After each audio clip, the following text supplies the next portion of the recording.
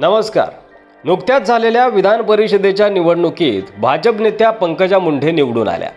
या निवडणुकीनंतर आता पुन्हा एकदा राज्य मंत्रिमंडळाच्या विस्ताराची चर्चा सुरू आहे.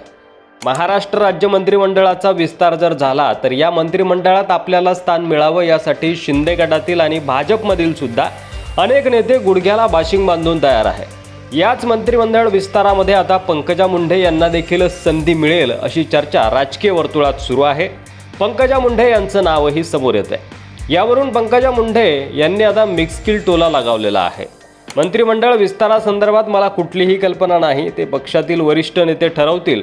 मात्र अशी काही चर्चा सुरू झाली की प्रत्येक वेळी माझ्या नावाची चर्चा असते, म्हणून आता माझे नाव चर्चेत ठेवा अशी कोपरखळी त्यांनी लगावलेली आहे. गेल्या विधानसभा निवडणुकीत पंकजा मुंडे यांना राष्ट्रवादीचे धनंजय मुंडे यांच्याकडून पराभव स्वीकारावा लागला होता. मात्र त्यानंतर राज्यात अनेक राजकीय घडामोडी घडल्या. शिवसेनेत बंड झालं, एकनाथ शिंदे आणि भाजपची राज्यात सत्ता आली.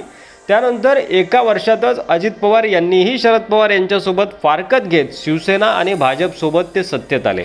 त्यामुळं बीडमध्ये भाजप नेत्या पंकजा मुंडे आणि राष्ट्रवादीचे मंत्री धनंजय मुंडे यांच्यातील वैर देखील संपुष्टात आलं. लोकसभा निवडणुकीत भाजपने पंकजा मुंडे यांना उमेदवारी दिली. मात्र त्याही निवडणुकीत पंकजा मुंडे यांचा पराभव झाला.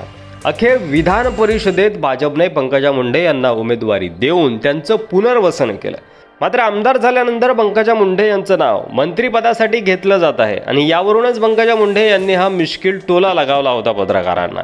मात्र गेल्या काही काळामध्ये भाजपच पंकजा मुंडेंचे पंख छाटते अशी देखील चर्चा होती. विधानसभेला पराभूत झाल्यानंतर लगेच पंकजा मुंडेंना विधान परिषदेवर घेतलं जाईल त्यासाठी त्या इच्छुक देखील होत्या. मात्र त्यांचं पुनर्वसन गेली अनेक वर्ष काही केलं गेलं नव्हतं. मात्र अखेर राष्ट्रवादी गट भाजपसोबत आल्यानंतर आणि लोकसभेला पराभूत झाल्यानंतर पंकजा मुंडेंचं पुनर्वसन भाजपकडून करण्यात आलेलं आहे. त्यामुळे आता विधान परिषदेवर पंकजा मुंडेंना आमदार केल्यानंतर विधानसभेच्या दृष्टीनं माधव काट खेळताना माळी धनगर आणि वंजारी यांची मतं जर भाजपला हवी असेल तर पंकजा मुंडेंना कुठेतरी बळ दिलं जाईल का आणि राज्य मंत्रिमंडळ विस्तारामध्ये पंकजा मुंडेंना मंत्रिपद दिलं जाईल का, यावर तुम्हाला काय वाटतंय? तुमचं मत कमेंट बॉक्समध्ये लिहायला विसरू नका. असेच व्हिडिओ पाहत राहण्यासाठी मराठी मंडळीवर नवीन असाल तर सबस्क्राईब करा, व्हिडिओ जास्तीत जास्त शेअर करा. धन्यवाद.